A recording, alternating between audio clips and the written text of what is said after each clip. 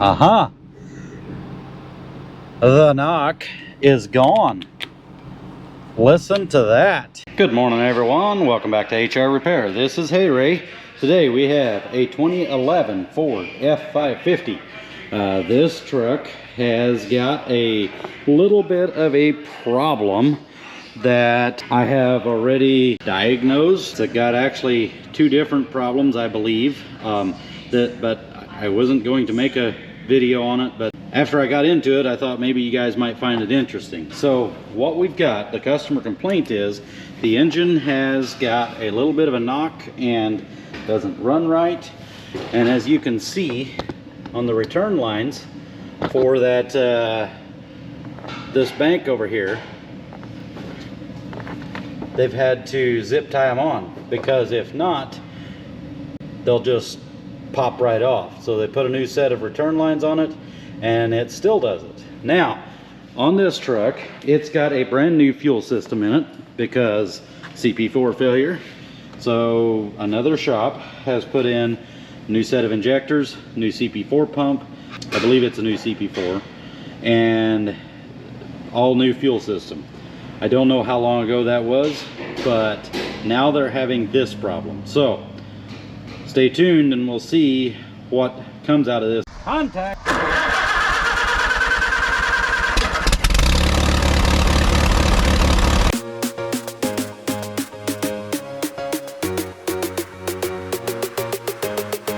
So what I have done already on this thing is I've already done a code scan, but we'll go back and we'll do it again.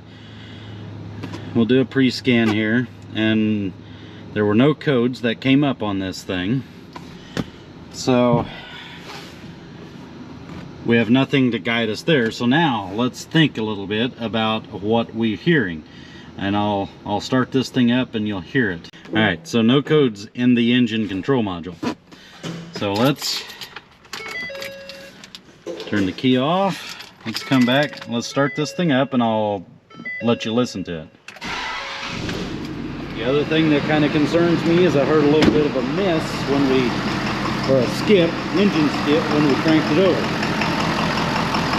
We can hear a pretty distinct sound. I believe what that sound is an injector has failed. Now, the other thing that concerns me is this right here. See a fair amount of steam coming up. Now, the customer stated that he put a new PCB system in, and that took care of a lot of it. So now I'm concerned about what's our compression like, because if you know anything about diesels, you'll understand that when a injector fails, it can wash down the cylinder wall, which basically washing down the cylinder wall, diesel fuel is not a good lubricant for the cylinder wall. It overheats the piston, creates a lot of heat, creates friction, and it will actually scuff down the piston and create a low compression issue. You'll have the top ring, according to how bad it is, you'll have the top rings start to fail or get stuck in the piston, which can expand and create compression.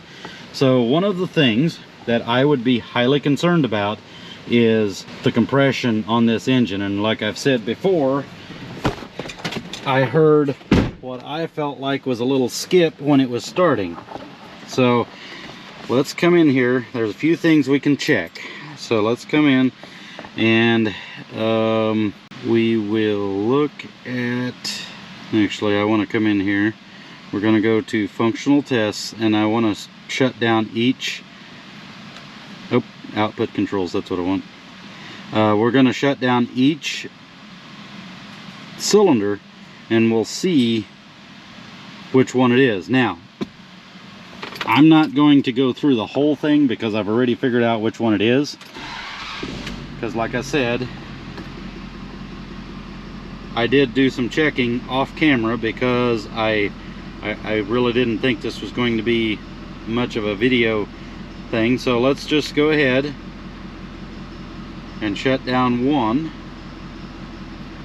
and let's see if we hear the knock go away. The knock is still there. We'll go back. Okay, so listen to what happens when injector 4 gets shut down. Our noise goes away. Now, it is firing because the engine starts to shake. I know you guys can't feel that, but I can. The engine does start to shake, so we know that 4 is working. Now, the other thing that I want to do is I want to do a relative compression test. Now, this will just quickly tell us whether one is lower than the other.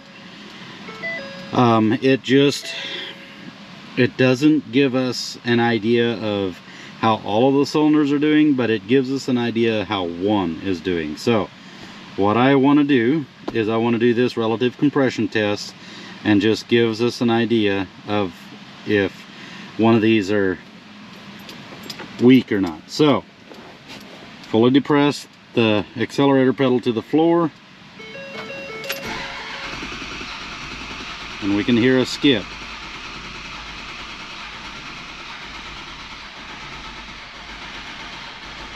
Our battery is dead, so I need to put a charger on it. Alright, well, this stupid scan tool locked up on me. So let's try this again. I don't know why we cannot have good stuff around here. Alright, so let's try this again. Relative compression test. Continue. Basically, yeah. Alright, so here. Now.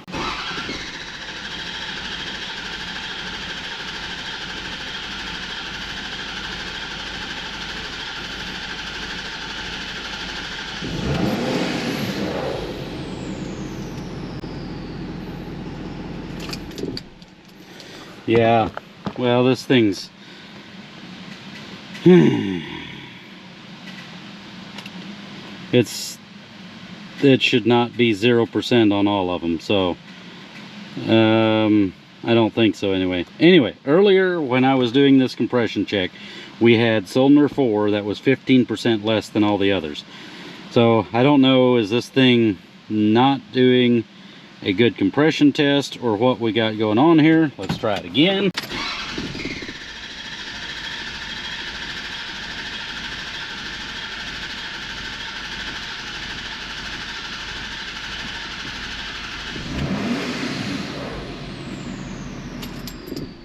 Okay, well, this may actually be good news here because cylinder 5 is saying 3% down. So we may have just a failed injector. Now, earlier when I did the compression check, the relative compression test, like I said, cylinder number 4 was down 15%.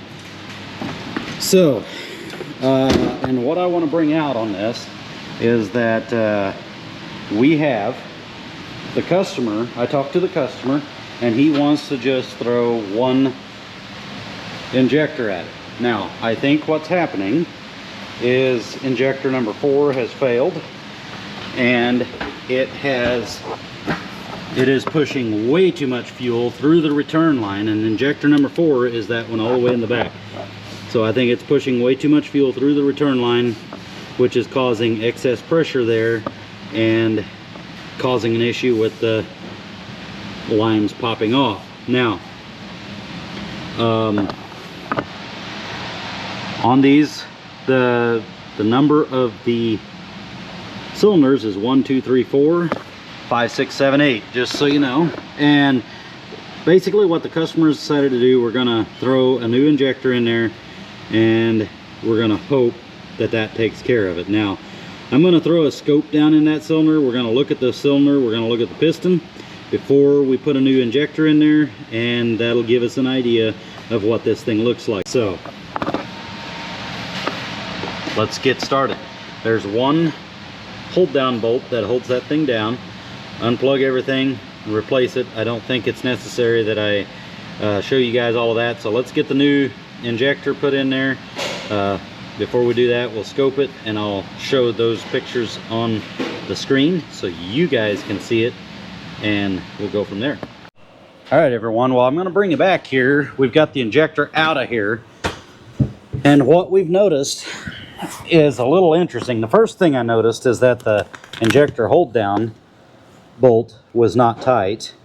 And the injector felt a little loose when I first got the thing out of here. So now let's go down into this hole with the scope. I can get it down in there, and we'll notice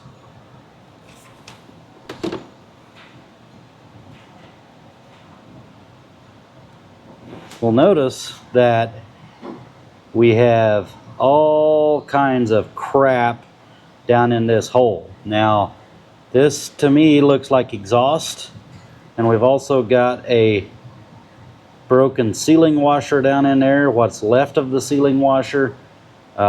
This hole is going to have to really be cleaned out and make sure we don't have a cracked head there, because there's a few things that kind of worry me about this thing.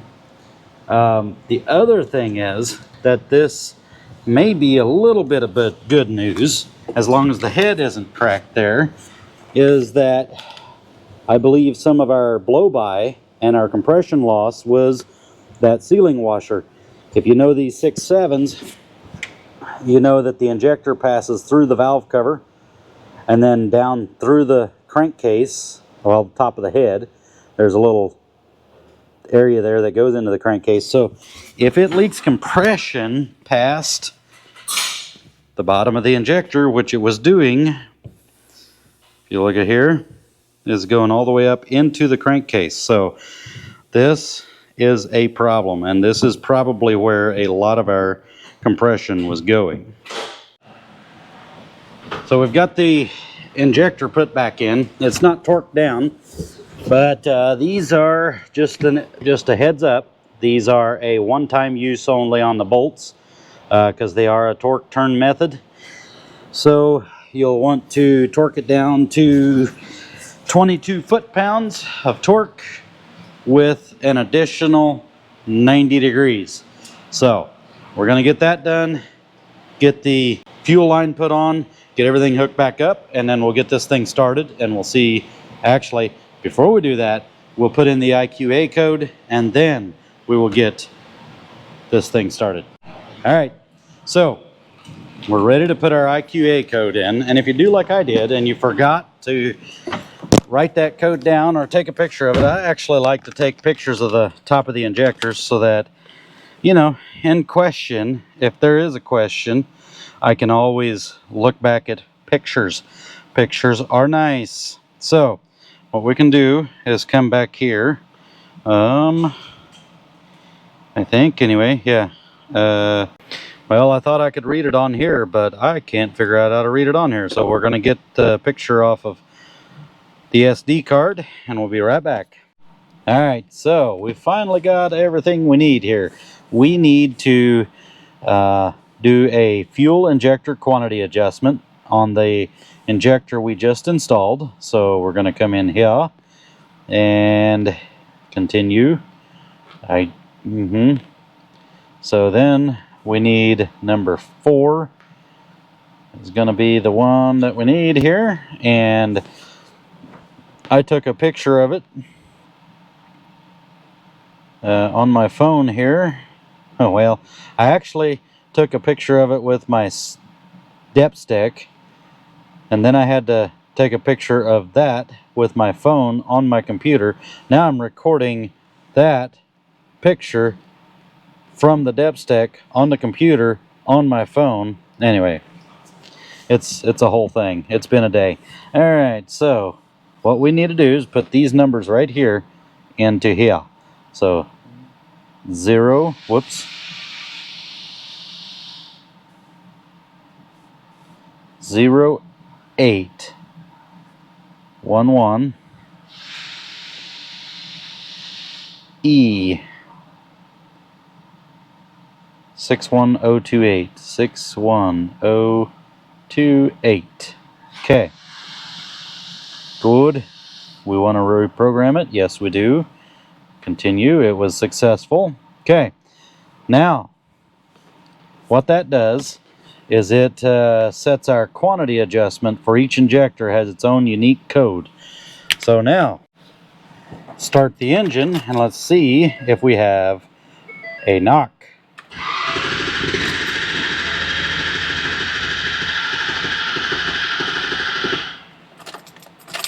Maybe.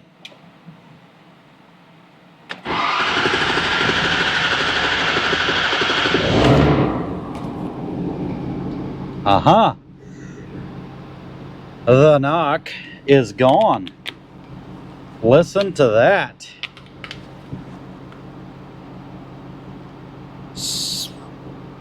Now, the other thing I want to do is I want to check my and verify my relative compression check. So let's do that. Of course, we didn't have much of an issue with it this last time we checked it, but I just want to see if this thing will have any different results.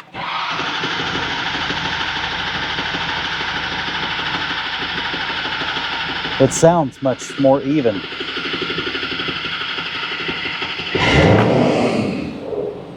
Okay, we once again have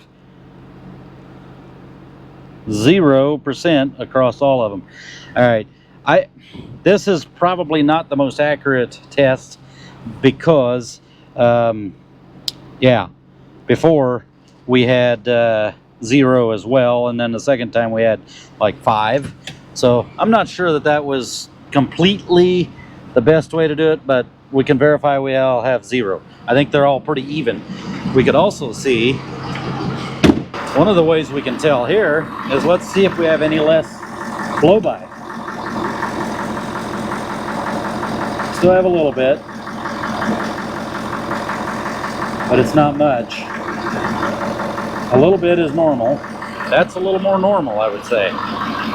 So let's verify we have no fuel leaks.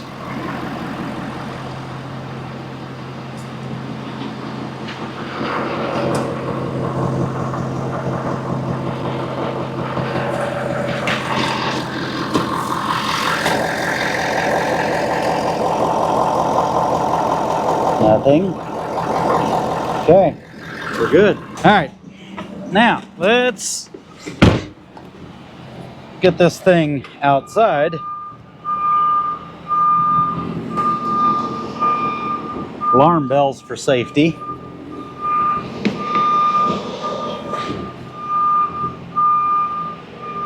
But this truck runs much better. Now, the question that most of you are going to ask, or you should ask, is, okay, what caused that injector to fail? And then also, what caused the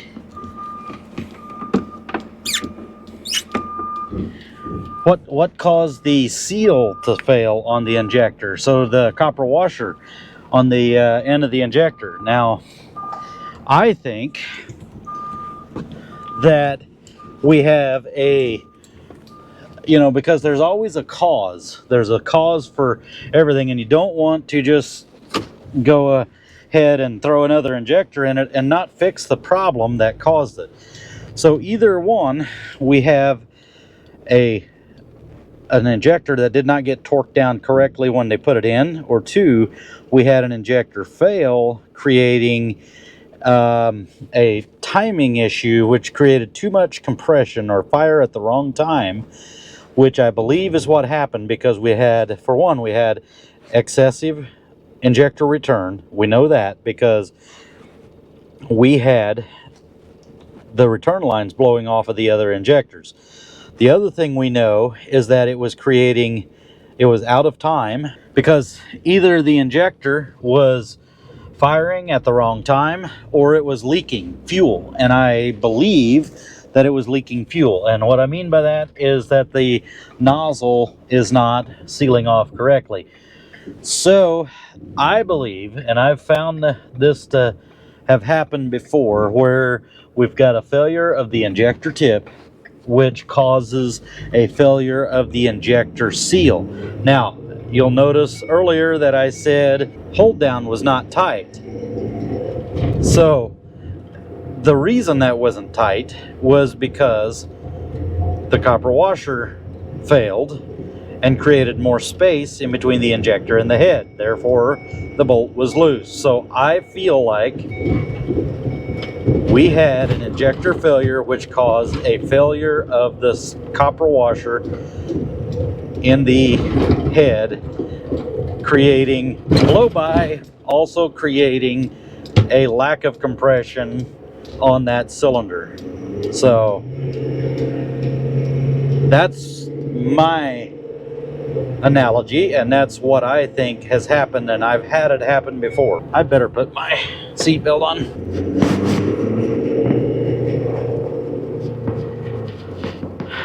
So the reason that I don't feel that it was the injector that had come loose first is because if the injector would have came loose first, I don't think we would have seen the failure of the injector tip.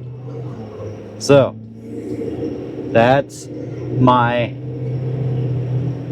detective work that I've done, and that's what I've come up with. So I guess feel free to correct me if I'm wrong, but this truck runs completely different. It has no longer got a knock to it.